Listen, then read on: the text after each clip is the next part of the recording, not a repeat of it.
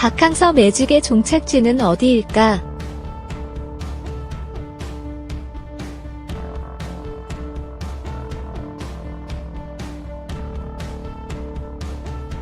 동남아시아를 넘어 아시아 무대에서 꿈만 같은 질주가 이어지고 있다.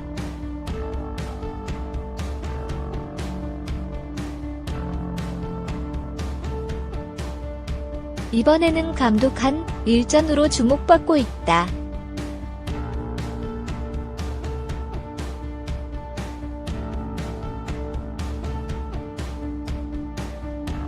오는 24일 아랍에미리트 연합 UAE 두바이에서 열리는 2019 아시아 축구연맹 AFC 아시안컵 베트남과 일본의 8강전이 바로 그 무대다.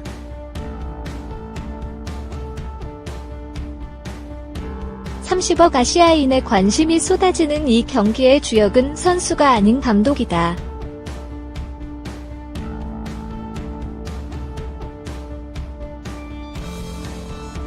불과 1년여 전만 해도 동남아 축구에서조차 이류 취급을 받았던 베트남을 일깨운 박항서 감독 60과 일본 축구의 엘리트로 꼽길만 걸어온 모리야스 하짐의 감독 51이 자존심을 걸고 맞붙는다.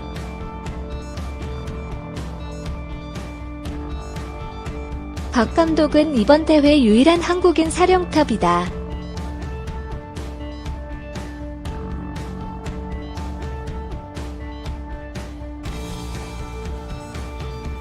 박 감독은 큰 조명을 받는다는 부분이 부담스럽지만 국적을 떠나 꼭 이기고 싶은 경기라고 말했다.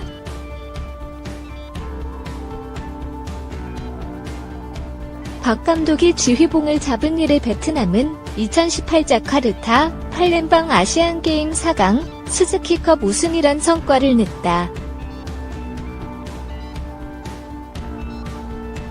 아시안컵 조별리그에선 간신히 16강 막차를 탔고 요르단을 승부차기까지 가는 접전 끝에 꺾고 8강에 올랐다.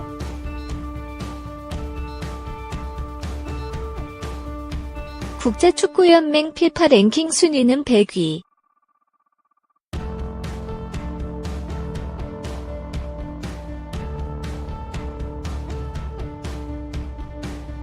이조차 역대 최고 순위다.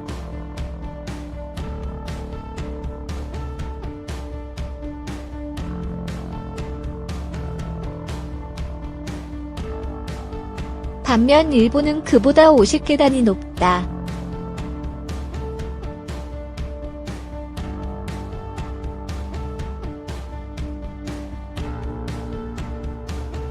아시안컵에선 최다 우승 4회 우승을 자랑하니 객관적인 전력을 따진다면 천양지차라는 표현이 어울린다.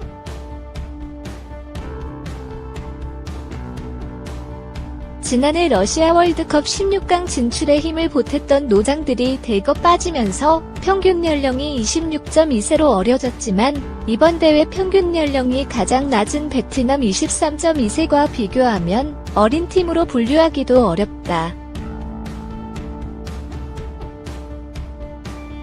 모리야스 감독이 부임한 이래 9경기에서 8승 1무로 상승세를 타고 있다.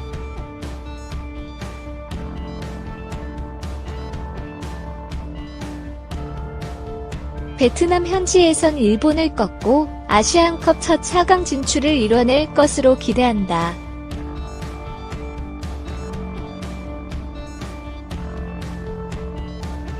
박 감독이 지난해 아시안게임 조별리그에서 모리야스가 이끄는 일본을 1-0으로 꺾은 전력이 있기 때문이다.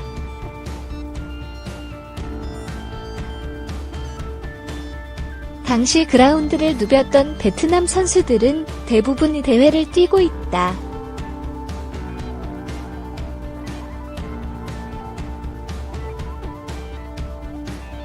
모리야스 감독이 베트남은 수비가 강하고 공격 전환이 빠르다며 경계하는 이유다.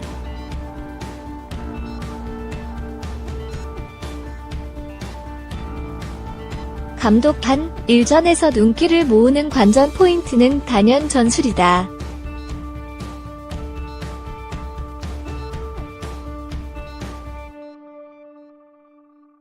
박 감독은 수비로 나설 때 5-4-1 포메이션으로 든든한 벽을 세우고 공격에서는 빈틈을 놓치지 않는 그림과 같은 역습을 펼치는 실리 축구를 추구한다.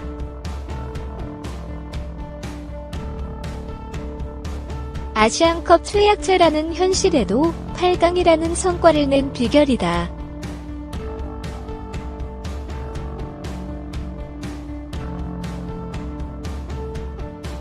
흥미로운 것은 모리아스조차 같은 전술을 준비했다는 점이다.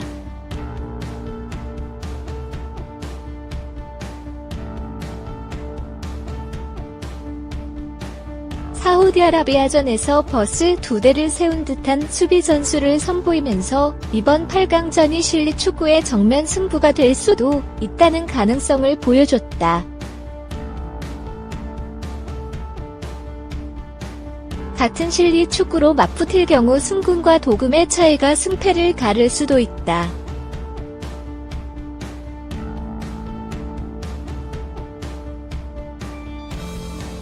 박 감독은 경남FC를 비롯해 전남 드래곤즈 등 지도자로 약체를 주로 맡으면서 실리 축구를 갈고 닦은 인물이다.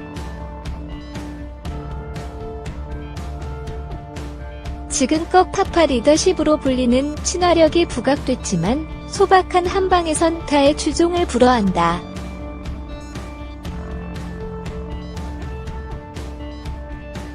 반대로 모리아스 감독은 일본 특유의 패싱 게임과 속공으로 승승장구했던 지도자다.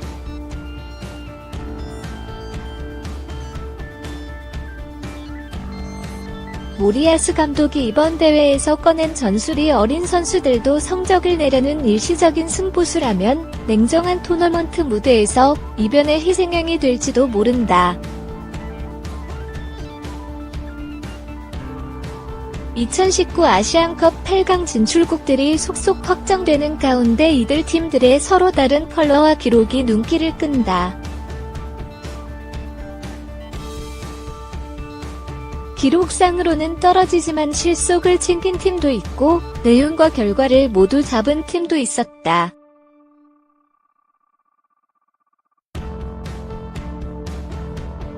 (8강) 진출팀들의 기록과 통계는 천차만별이다.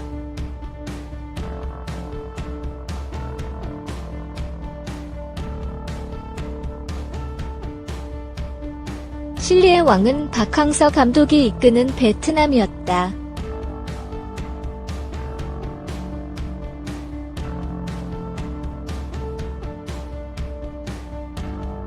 베트남은 조별리그 3경기와 16강전까지 총 4경기를 치러 공식 기록상으로는 단 1승만 기록했다.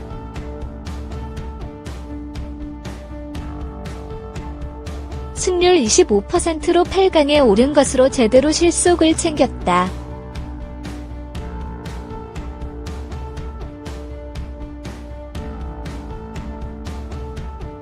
베트남은 조별리그 D조에서 첫 2경기를 모두 패했다.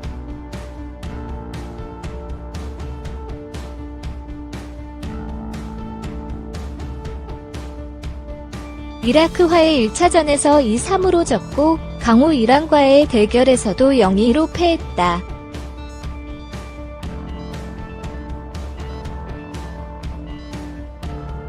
최종전에서 예멘을 2-0으로 물리쳐 첫 승을 기록했다.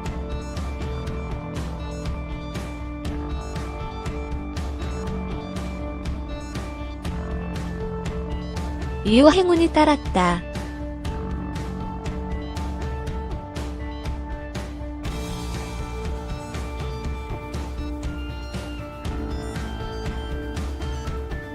조 3위 가운데 상위 4팀에게 주어지는 16강 티켓의 마지막 주인공이 됐다.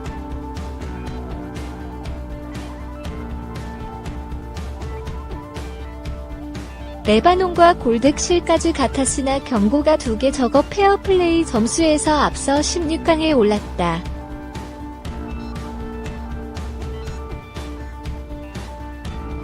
승점 3점을 얻고도 16강 막차를 탄 베트남은 요르단과의 16강전에서 1-1로 비긴 뒤 승부차기에서 4-2로 이겼다.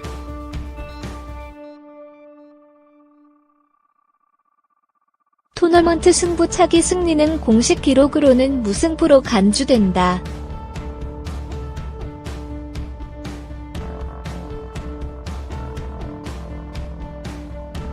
결국 베트남은 1승 1무 1패를 거두고 8강에 오르는 매직을 만들었다.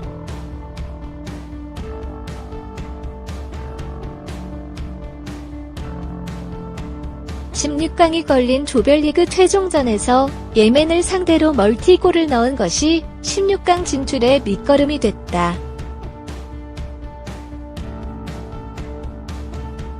토너먼트에서는 선제골을 내주었으나 끈기와 투지로 동점을 만들었고 승부차기에서 강한 집중력을 발휘하며 살아남았다. 반면 요르단은 기록은 좋았지만 눈물을 흘린 팀이 됐다.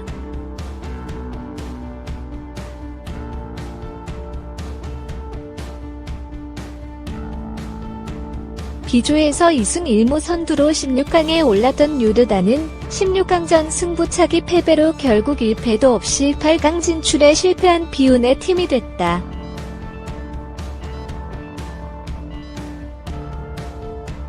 일본은 조별리그와 16강 전까지 4경기를 모두 승리했다.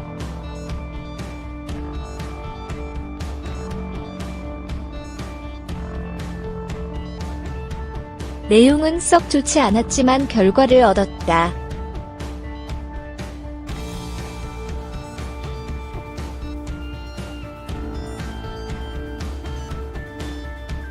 일본은 조별예선에서만 3실점을 하는 등 수비가 불안한 가운데 경기력이 들쭉날쭉했으나 마지막엔 늘 웃었다.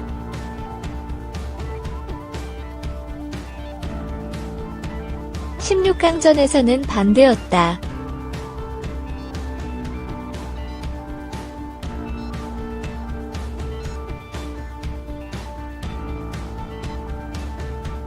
전통적으로 점유율 축구를 하던 일본은 16강전에서 사우디아라비아의 점유율에서 24-76으로 크게 뒤졌으나 선제골을 넣은 뒤 단단한 수비로 승리를 따냈다.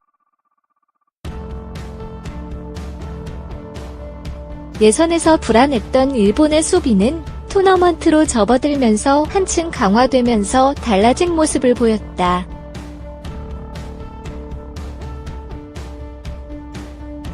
강력한 우승 후보로 꼽히는 이란은 대회 내내 짠물 수비가 돋보인다.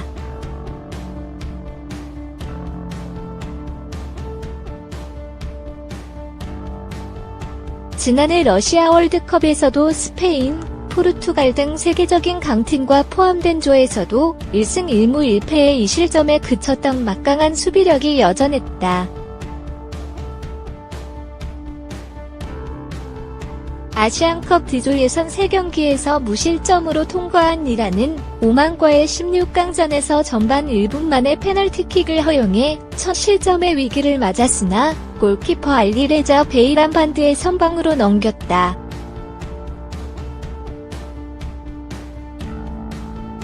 결국 오만을 2-0으로 가볍게 제압한 이란은 4경기 무실점 행진에 강력한 방패를 앞세워 우승을 향해 진군했다.